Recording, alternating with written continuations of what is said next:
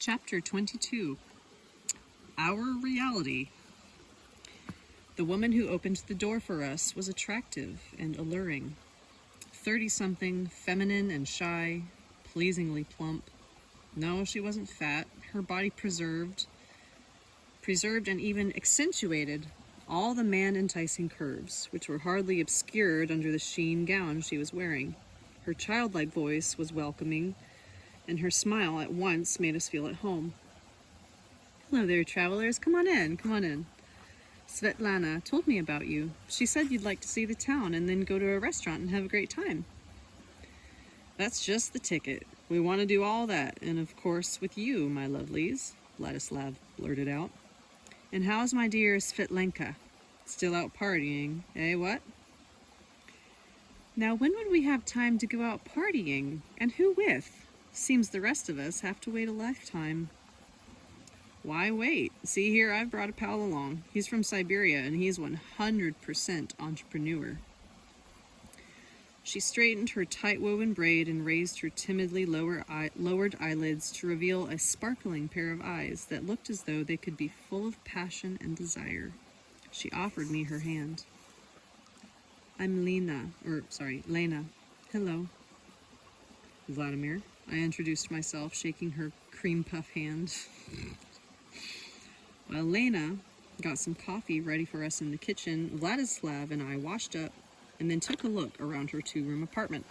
I really liked her flat. The layout was pretty much like any other flat, but hers looked especially clean, cozy, and well cared for. Everything was arranged in place, no clutter. The bedroom featured turquoise flowered wallpaper and matching curtains with frills. This color, also picked up by the rug and the counterpane on what looked like a close to king-sized bed, together with the tidiness of the room, had a very soothing effect. The bed, especially, was truly inviting. We sat ourselves down in comfortable armchairs in the other room, which was a little bigger. Vladislav switched on a rather expensive-looking tape player and asked me, "Well, what do you think of her?" "Jolly good. I'm just wondering, how come she's not married?" "How come millions of other women aren't married? Haven't you heard? There's not enough of us, men that is, to go around." "Sure, I've heard it, but she's not everyone. She's really nice, and she's managed to make a cozy nest for herself here." "Yeah, she has. She gets a decent salary. She's a top hairdresser. Not just a hairdresser, but a stylist to boot. She goes in for competitions, and as for her clientele, let's just say she has more than one wealthy lady waiting to pay good money for her services." "You think she sleeps around?" "No way," Svetka said back when they were in school together. "Lenka took up with this dimwit from the next class up. Then after they finished school, she dumped him. But he kept after her for the longest time and picked a fight with anyone who tried to go out with her. There were quite a few lads that he and his pals left in a pretty bad way, right before her eyes. He even got hauled off to on delinquency charges. She felt sorry for him and never testified against him. She always claimed she wasn't fully conscious and couldn't remember. So they were only able to get him once for beating up on some lad who had a high-placed daddy." "Well, maybe she's frigid. Maybe she doesn't need a man?" "Frigid? I should say not. Didn't you notice the way she looked at you with those eyes of hers? Like a boa constrictor sizing up a rabbit. She was ready to jump into bed with you right off." "Don't exaggerate. Now, don't you go with your fault-finding. Just enjoy yourself. Carpe diem. We agreed we were going to relax and have a good time, so let's just relax and have a good time." Lena brought in cups of coffee on a beautiful tray. She had changed into a body-hugging sundress and put on a bit of makeup. Looking even better than before, she suggested, "If you're hungry, I can throw something together." "No," replied Vladislav. "Let's go out to eat. Ring up one of the better places here and reserve a table for 4. While we sat and drank our coffee, Lena telephoned a restaurant and reserved a table with some manager she apparently knew quite well, as she used the familiar form of address, instructing him, "Try and find us a good spot. I'm coming with some very nice gentlemen." That evening, Lena took us on a ride in her car to see the sights of the city and its environs, ending up at the restaurant. An obliging doorman, in a richly adorned uniform, opened the door for us with a gallant sweep of his hand. The maitre d' escorted us. I don't know if that's how you actually pronounce that. That's just how I heard it in a movie, so laugh at me if you want, because I don't know. The maitre d' escorted us to a table on the far side of the dining room. It was indeed a nice spot on a slightly raised floor with a good view of the whole restaurant and the stage. The dining room, with its beautiful plaster moldings on the walls and ceilings, indicated a rather expensive establishment. It was already almost filled to capacity. Probably only the wealthy could afford to enjoy a meal here. We decided we would hold nothing back. We ordered the most expensive hors d'oeuvres, some good wine, and a bottle of vodka for me. The orchestra struck up a dance tune, some kind of tango. Vladislav immediately suggested we all take to the dance floor, and we started off. Lena's warm, womanly body swayed cozily and comfortably in my arms. Already a wee bit tipsy, I was even more intoxicated by the fragrance of her perfume, not to mention those sparkling eyes of hers. Her lowered eyelids lifted from time to time to reveal a tender gaze, burning as it seemed in anticipation of forthcoming passion. Then they lowered once more, as though embarrassed all of a sudden. By the time we got back to our table, all my sense of being a seeker on the straight and narrow vanished out the window. I felt good and lightheaded, and I was grateful to Vladislav and Lena for everything in general. So it was possible to live a good life, so long as one didn't dig into it too deep, but simply enjoyed its benefits. I poured everybody a glass of wine and vodka for myself. I was just about to propose a toast when Vladislav interrupted. After dancing with his Svetlana, he looked very nervous for some reason. He immediately lit a cigarette, carelessly dropping the ashes into his salad. Without waiting for anyone else, he took a large gulp of wine and did not say a word, only fidgeted in his chair. I was on the point of picking up my glass and proposing my toast when he started muttering, "Wait, something's up, something serious. Let's step out for a bit, we gotta talk." And without waiting for my reply, he rose sharply from his seat. "You birds stay here and swap a bit of gossip. We'll be right back." We went out into the spacious restaurant lobby. Vladislav beckoned me over to a far corner by the fountain, and in a sour, muffled voice spat out, "She's a bitch. You were right. A goddamn bitch." "Who's a bitch?" "If you've had a falling out with Svetka, then don't spoil the evening for others." "Not Svetka. Lenka's set us up, or rather set you up, though I'm in for it too. I'm gonna stick with you." "Do you mind telling me just how she could set me up, or set us up? Who or what for?" "Svetka told me while we were dancing. I've been telling her all about you, and she feels sorry for you. As soon as she saw you, while we were dancing, she told me the whole story." "What story?" "Lenka's a bitch. Some kind of sick masochist. A pervert. You see how men fall for her. She flirts with them, and then she takes them to this restaurant. She invariably gets a table reserved through her friend there. That lackey right off makes a contact to this mafia bloke." "What mafia bloke?" "That dimwit over there, the one she got to know in school. I was telling you how when he was younger, he and his chums would beat up on anyone taking her out. And now he's making like a kind of local gang boss, running some sort of racket. Anyway, she knows that soon as she asks for a certain table through her pal there, he'll automatically contact this mafia bloke. And right here in the restaurant, or more often afterwards in some secluded spot, he'll lie in wait with his thugs and beat Lenka's companion half to death. The whole business is supposed to take place right before her eyes. She gets a real high from it, maybe even starts to come. Svetka says it's a disease with her. She once admitted to Svetka that these scenarios can sometimes even give her an orgasm." "And the dimwit? What does he get out of it?" "Who knows what he does it for? Maybe he loves her like he did before. Maybe he too gets some perverse pleasure from it. Svetka says Lena pretends that she's out of it, and then after the scene's over, he takes her home and spends the night with her, and Goodness knows what they do there in her flat. So why doesn't he just go ahead and marry her? What difference does it make to you why they don't get married? I'm telling you, Lenka is sick. Like, she doesn't want to let go of her youth. You get married, and all you've got is humdrum in your everyday life. This way, she gets her high, but what high would she get in married life? She's sick, Svetka says. What's it to us? We got to think of ourselves and how to get out of this right now. Let's just leave the restaurant, since you say they might contact that mafia jerk. It's too late. He's already here with his henchmen, watching us. Svetka says the first thing he'll do is come over to our table and very politely ask to have a dance with Lenka. If her companion says okay, they'll have a dance. Otherwise, he will calmly walk away. But it all ends up the same. They lie in wait and then beat him half to death, and if there's any valuables, his henchman grabs them. I've already given my Rolex to Svetka. If you've got something like that, let me give it to her for safekeeping.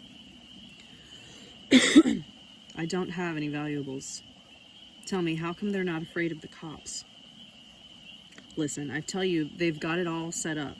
He's got a lawyer. Not only that, but they can make the whole situation look like they were protecting the woman from a rapist. And that means Lena won't testify? She'll shut up, the bitch, fake a memory lapse like she was in shock or had a fainting spell. It's all my fault. We've landed in this pile of crap, but I think I have an idea. I do have an idea. Let's pretend to start something. Pick a fight, get into a row with each other so the police will come and take us away. Better to spend a night in the drunk tank than pay a fine than end up scarred for life. No way. I'm not going to punish myself for their sakes. Can't we go out through the back door? You could ring up Svetka or order a taxi to go and collect her. We won't be able to make it. They're already sitting out there. If we leave, they'll only come after us and bring us back. We'll get doubly hard in that case, and then they'll claim we were trying to run off without paying our bill. Well, if there's no escape, then let's go all out. Sky's the limit. Let's play on the nerves of these bastards. It's a shame the evening is spoiled. I was having such a good time. Vladimir, how are we gonna go all out? Tell me, how? We'll get real sauced, and then we won't have a care in the world. Let's pull out all the stops while we still can. Only, don't let on that you know, and don't get nervous in the meantime. What do you mean? I'm not afraid for myself. I'm worried about you. Let's go. We returned to our table. The spacious and luxurious restaurant sparkled with the grandeur of the ladies' refined attire, and the jewels adorning them were to all appearances genuine. A lot of the very still young, beautiful girls in the company of their suave escorts also sported fancy jewelry. These were so-called new Russians out for a good time. But they are Russian too, which meant that here was Russia herself out for a good time in a way she alone was capable of, with daring and pizzazz. And the pizzazz will most certainly show itself in due time, even if for now everything is done with decorous grandeur and luxury. As soon as we sat down at our table, I filled our wine glasses to the brim and proposed a toast. Here's to satisfaction. Let each of us sitting here tonight bring at least a moment's satisfaction to those around us. To satisfaction. Vladislav and I emptied our glasses, while the women drank half of theirs. I edged my chair right up to Lenka's, put my arms around her right away, and rested my hand on her half-exposed cleavage and whispered in her ear. You're beautiful and cute, Lena. You'd make a terrific wife and mother. Initially feigning embarrassment at my embrace and my hand upon her breast, she made an attempt to withdraw, but not a serious attempt. On the contrary, she began inclining her head toward me. Thus the game was afoot, playing by their, or her, rules. I played along as best as I could, without really thinking about why I was doing it, as though rushing headlong, ever closer to a sad result for someone, or some dark forces, sport. And the result came. From a table beside the stage rose a stout-looking fellow with a neck like a bull's. He stood there for some time, staring at us. Directly the music began, he buttoned his jacket and confidently strode over to our party's table. But halfway across the floor, he suddenly stopped and began to stare just as hard in the opposite direction. And throughout the room, many heads turned in the same direction. A number of couples even got up from their chairs in astonishment. I too followed their gaze and nearly fainted from shock. There, making her way from the main entrance to the stage, was none other than Anastasia, and not a single person could be left unastonished at her sprightly, and I would have to say defiantly sprightly, step, not to mention her outfit. What an outfit it was! She was still wearing her old, clean cardigan, skirt, and mother's kerchief, but this time they looked as though the world's most celebrated fashion designer had come up with some super ensemble especially for her, outshining all the other women's attire that seemed to me so refined and fashionable up until this moment. Perhaps it seemed that way on account of the fact that her usual clothing was supplemented by some rather unusual jewelry, or perhaps it was her posture, or the manner in which she carried herself. From Anastasia's earlobes hung, as though clipped on, 2 little green twigs with fur-like needles. Her head was encircled by a garland of grasses woven into a braid, keeping in place a thick golden shock of hair. Over her forehead, a little flower, burning bright as a ruby, had been woven into the band, and she was wearing makeup. There was just a tint of green shadow above her eyelids. She had on the same skirt as before, but with a slit almost to her thigh. Around her waist was a belt made from a kerchief and tied with a knot. The incredible ensemble was topped off with an extraordinary, super fashionable purse into which she had transformed her bundling cloth. Folding the cloth in half, she had tied 2 of the corners to one end of a bark-covered stick and the other 2 corners to the other end, and then used a little grass belt she had woven to fasten it all together into a kind of hippie-style handbag. And to top it off, she strode with a freedom and confidence that models and supermodels could only dream of. Upon reaching the dance floor, where a few couples were launching into some kind of quick-paced dance, Anastasia all at once spun gaily and several times in time with the music, whereby every limb of her supple body bent and twisted with beautiful fluid movements. Then she arched her arms over her head and clapped her hands with a delightful laugh, and all the men in the room responded in enthusiastic applause. As she then headed for our table, 2 alert waiters approached her inquiringly, and I could see her gesturing in our direction. One of them picked up an elaborately carved wooden chair and followed her. As we walked past Lenka's friend with the bull neck, who had been about to head over to our table, Anastasia paused for a bit and looked him straight in the eye. It almost seemed as though she gave him a wink before heading over to us. There I was sitting with my arm around Lena, watching the proceedings with open-mouthed astonishment. None of us were talking, only staring. Anastasia approached our table as though nothing unusual had happened, and greeted us as though she were an expected guest. "Hello, good evening. Hello, Vladimir. If you will allow me, you will not mind if I join you for a bit?" "No, of course not, Anastasia. Do sit down," I began, recovering from the shock of her arrival. I rose to offer her my seat, but the obliging waiter had already put the additional chair in place. The second waiter moved my plate to one side and, setting a clean plate in front of Anastasia, offered her a menu. "Thank you," she responded, "but I am not hungry at the moment." Reaching into her hippie-style purse, she brought out a cluster of berries wrapped in a large leaf, huckleberries and cranberries. Putting them on a plate in the middle of the table, she invited us to help ourselves. How did you happen to show up here all of a sudden, Anastasia? I asked. Have you been taking in the restaurant scene lately? I came to visit you, Vladimir. I had a feeling I would find you here, and so I decided to come. Am I imposing on you? You're not imposing at all. Only, what's with the fancy get-up and the makeup? At first I did not have any makeup or fancy clothes, but when I tried to enter the restaurant, the doorman would not let me in. He let others in, and bowed to them as he held the door open for them, but he told me, "Out of here, sister, this ain't your local greasy spoon." I stepped aside to a more shaded place and I watched to see how others managed to get in.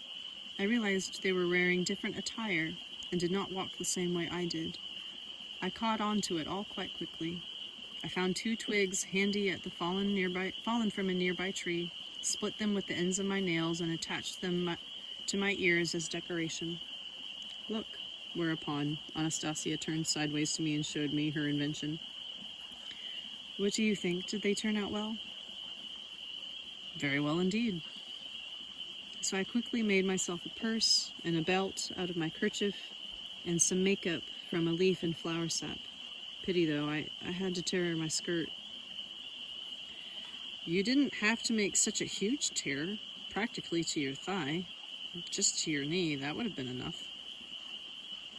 I wanted everything to be as perfect as possible so that they would let me in. Where'd you get the lipstick? It's a real lipstick you're wearing. That I obtained here. When the man at the entrance opened the door for me, I went over to the mirror in the lobby to see how I looked. Naturally, I was curious. There were some women standing in front of the mirror looking at me. One of them came over all excited and asked me where I got my outfit from. She offered to do a full swap. She even would give me her ring and some costume jewelry. She even offered me some greenbacks. Footnote: American banknotes have commonly functioned for many years as a second currency in Russia, though not always legally. I explained to her that it would not take her long to put together a dress like this on her own. I started by showing her the clip-on twigs. The other women looked on, and one of them kept on saying, "Wow! Oh, wow!" Another started asking me where she could find magazine pictures and descriptions of such fashions. The first one said that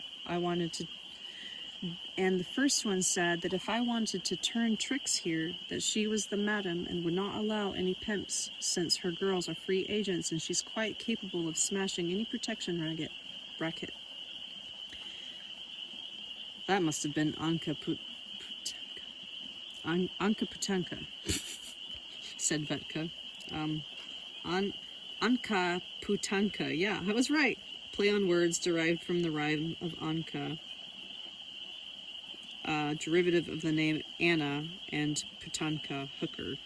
2 other variants of Anna, which will be encountered later, are An and Ania.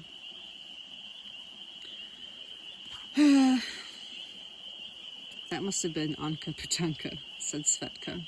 She's one tough cookie. They're really afraid of her. If anyone crosses her, she can come up with all kinds of schemes and arrange an incident where so many heads will be banged together that they'll be really sorry. One tough cookie, Anastasia echoed moodily. But her eyes are full of sadness. I feel sorry for her. I wanted to do at least something for her. When she started to sniff me over and ask about my perfume, I gave her a little twig containing the essence of cedar oil and showed her how to apply it. She at once daubed it on herself and on her girlfriends, and in return she gave me some lipstick and a pencil to highlight the edges. I could not get it right at first, and we had a good laugh over it. Then she helped me put it on, and said any time I needed anything, I could come to her. She offered to have me join them at their table, but I said I had only come to see my... Anastasia paused mid-sentence, then continued after a moment's thought. To see you, Vladimir, and the rest of you. Vladimir, could we take a little walk outside? There is a breeze blowing off the sea. The air is better there. Or would you like to stay here a little while longer with your friends? I can wait until you are finished. Are you certain I am not imposing? Not at all, Anastasia, I replied. I'm really happy you came. It's just that I was so surprised to see you at first. Indeed? So perhaps you and I could take a stroll by the sea? Just the two of us, or all together? Which would you prefer? Let's go, Anastasia. Just the two of us. But getting out of there wasn't all that easy.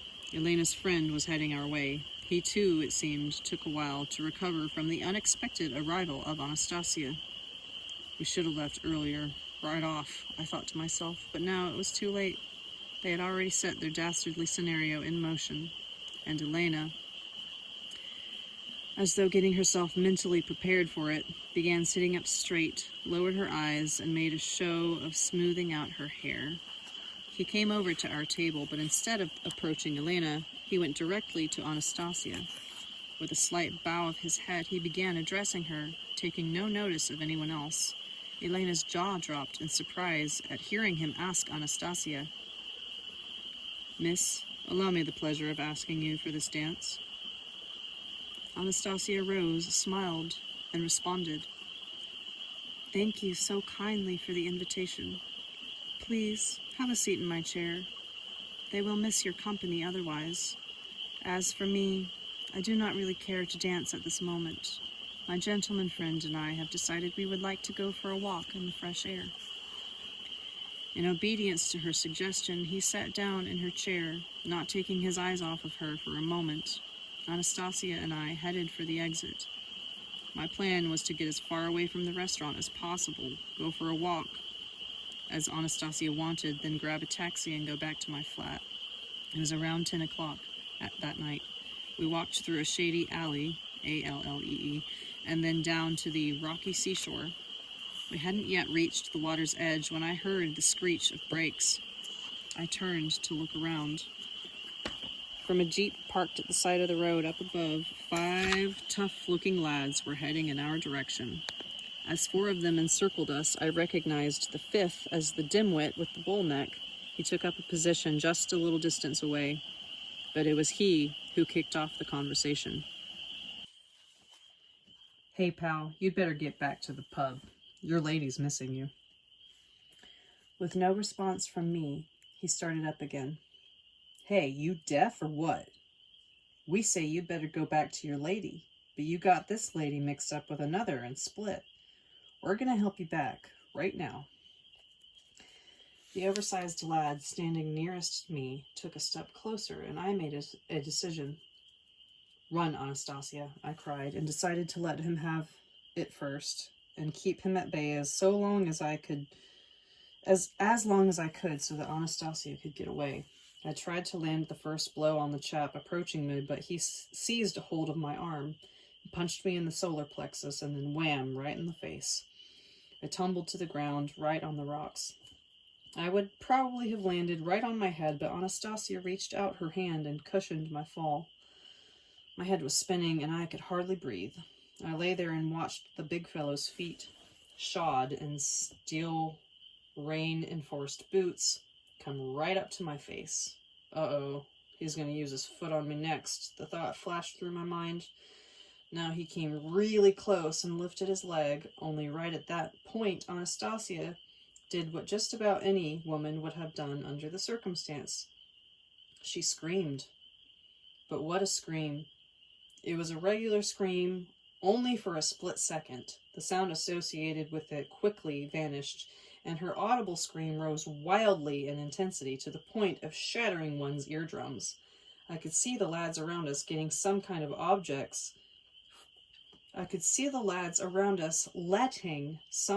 objects fall from their hands as they grabbed hold of their ears. 3 of them collapsed into the ground and began writhing on their knees in pain. Anastasia, having covered my ears with her own hands, kept refilling her lungs with fresh breaths of air and screaming again. Her scream was evidently something akin to ultrasound, causing all our would-be attackers to writhe in pain. They had no idea what was happening, or where this piercing, unbearable sound was coming from. Through her hands, I could feel the sharp, penetrating sensation. Maybe not as strongly as the others, but it still hurt. Then I noticed a group of women running down toward us from the road. Anastasia stopped screaming and took her hands off of my ears, and I sat up on a rock. I could see the two Zigulis, a car produced at Toliati on the Volga River. I could see the two Zigulis the girls had arrived in standing beside the Jeep. The women were armed. One was carrying a bottle, another a tire iron, a third brandished a policeman's truncheon, while the fourth held a massive candlestick in her hands. Out front was Anka Putanka. I'm sorry. Holding in her hands the neck of a broken champagne bottle, which, while following behind slowly, came yet another, a plumpish woman clad only in a nightgown who had apparently come straight out of bed and hadn't had time to get dressed. Somehow the madam in charge had managed to sound the alarm and rope all her workmates into the task at hand. The fearsome, disheveled Anka stopped just a few meters from our little group, which was now picturesquely sprawled over the rocks. Anastasia was the only one of us standing, and Anka spoke to her. "Hey now, friend, you've got a lot of lads after you. They wouldn't be bothering you now, would they?" "I just wanted to have a talk with one of them," Anastasia calmly replied. "Yeah, and the rest of them? What are they doing here?" "They followed us for some reason. I have no idea what they want." "You have no idea? I know what those scumbags want," replied Anka, and burst into a torrent of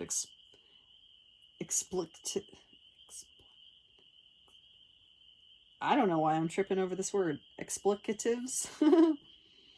In the direction of Lena's friend. "How many times have I told you, muttonhead, not to lay a hand on my girls?" "She is not one of yours," the dimwit responded gruffly. "She is my professional colleague. That means she is mine. You got it, you overgrown school kid? If I see your pimp snout so much as go anywhere near one of my friends, I'll smash the living daylights out of you and your cronies. Remember that. I'm not putting up with a single pimp on my territory. Not a single scumbag will I allow. You're not satisfied with sucking blood from the suits? You want to be pimping for us now, too?" "You've gone crazy. She's not yours. She's a novice. I just wanted to have some fun with her myself. This time, Anka, you've gone too far. What's all the fuss about her? What's she to you?" "She is my friend. You got that? You've got your hands full with that sadist of yours." "You've gone insane. Before you know it, every last bird's gonna be your friend. Then what?" The leader's voice in him was now no longer stifled by fear, and I realized why. While Anka was talking with him, his henchman had come to, and the short, stocky fellow standing beside the leader was holding a gun in his hands, aimed right at Anka. The second man had his own gun trained on the group of hookers standing right behind her. Here was this group of young women, armed with whatever they could lay their hands on, standing directly in the path of the thugs' guns. The situation, as it now turned out, was far from being in their favor. One thing was absolutely certain. Another moment and their morale would be broken and their bodies maimed, not to mention the loss of their freedom and income. I really felt like doing at least something to influence the proceedings and head off the inevitable, dreaded result. Anastasia was standing beside me, intently observing the situation. I jerked her arm. Putting my hands over my ears, I quickly said, "Scream, Anastasia! Scream as quick as you can!" Lowering my arm, she inquired, "Why scream, Vladimir?" "Eh? Don't you see what's going on? These women are about to get their heads bashed in and maimed for life. Their bluff's been called. It's over for them."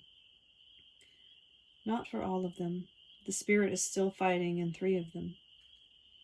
"What can the spirit do against guns? They're done for." "They are not done for yet, Vladimir.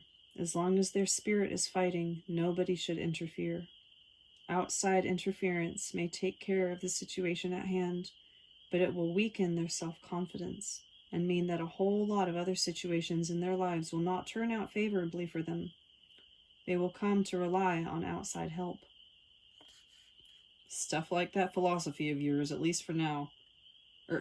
Stuff that philosophy of yours, at least for now. Can't you see that the situation is hopeless? I fell silent. It was clear Anastasia's mind was made up, and I thought wistfully, God, if I could only scream like that. Seeing his cronies ready and alert, Lana's boyfriend, the pimp, spoke up. It was clear from the tone of his voice that he was already feeling that he had the situation well in hand. I told you, Anta Putanka, you've gone too far. But this time we've won. You'd better drop your toys, you little tarts. Drop them and get those rags off. We're going to screw all of you, one at a time. Anka looked at the thugs standing or concealing themselves, guns at the ready, and answered with a sigh. Maybe you don't need all of us. Maybe just me is enough? Ha ha, bitch. See? Now you're singing a different tune, the leader responded over the laughter of his buddies. We won't be satisfied with just you. We're going to teach all of you a lesson here. And all you are going to be working for us, you bitches. And just where are you going to get the stud power to take on all of us? Anka responded with a laugh. You'd be lucky if you have enough for just one of us. Shut your trap, bitch. We'll screw all of you several times over. I doubt that. I bet you won't be able to take on even one of us. We'll keep screwing you all night long. I'm sorry, I can't read this seriously. You know, Sweet Cheeks, you're starting to get on my nerves. You and your promises. I don't believe him. I don't believe you're man enough. You'll find out soon enough, bitch. I'm gonna smash that pretty face of yours in, wheezed the leader, already seething with rage, putting on a pair of brass knuckles as he moved toward Anka. Anka retreated a bit and called out to her group, "Step aside, girls." The group of hookers took several steps back. Only the sullen, plumpish cow in the nightdress stood on the sidelines as though rooted to the spot. When the tall and lanky leader took another step in Anka's direction, the cow, who before this had not spoken a word, suddenly said blandly, "Hey, An, what are you waiting for, An? Let's get started, eh?" "Don't be in such a hurry, Mashenka," replied Anka, taking another couple steps back. "Well, go ahead, seeing you're itching to get on with it." The plump Masha, calmly and coquettishly, tore open the flaps of her nightdress, scattering the buttons to the winds, exposing not only her bare breasts and bikini briefs, but something else as well. Under her nightgown, this cow was carrying a Kalashnikov assault rifle with a silencer and a night vision telescope sight. She pulled the bolt, raised the butt stock to her shoulder, pressed her cheek to the stock, and peered into the sight. "Only remember, Masha, no automatic," Anka suggested. "This ain't no war zone, just one bullet at a time. You know, every bullet costs money." "Uh-huh," answered Masha, her eyes still pressed to the sight, fired off 5 shots, each about a second apart. What shots they were! The first bullet tore off the heel from one of the leader's boots, apparently wounding his foot in the process. He jumped back in the direction of the water, limping. The other 4 shots landed right by each of the thugs in turn. Immediately, they began to look for cover behind the rocks, and the ones who didn't have any cover handy lay face down on the ground. "On, tell them to go crawl in the water, or they may get blasted by a ricochet," Masha blurted, her Kalashnikov still at the ready. "You heard her, Sweet Cheeks, into the water," Anka ordered the big thugs, already crawling toward the water's edge, gently reminding them, "Mashenka's not good enough yet. Not a good enough shot yet to be responsible for ricocheting bullets." A moment later, all of them, including the leader, were standing waist deep in the sea. Anya went up to Anastasia, and for a while the two simply looked at each other, face to face, without saying a word. Then Anya said quietly, with just a hint of sadness, "You, friend, wanted to go for a stroll with your companion there, so go ahead. It's a fine evening. It's quiet and warm." "Yes, there is indeed a pleasant air blowing over the city," Anastasia replied, adding, "You are tired, Anya. Perhaps you, too, would care to relax in a garden of your own?" Maybe. Well, I feel sorry for my girls. I'm so mad at those blokes. Say, are you from the country? Yes. Nice place where you live? Very nice. But I do not always feel at peace, especially when things are not going well for everyone in other places, as here right now. Don't mind them. Come whenever you like. Anyway, I'm off. Gotta get to work. You have a nice quiet stroll there. Anya headed toward the cars, her entourage in tow.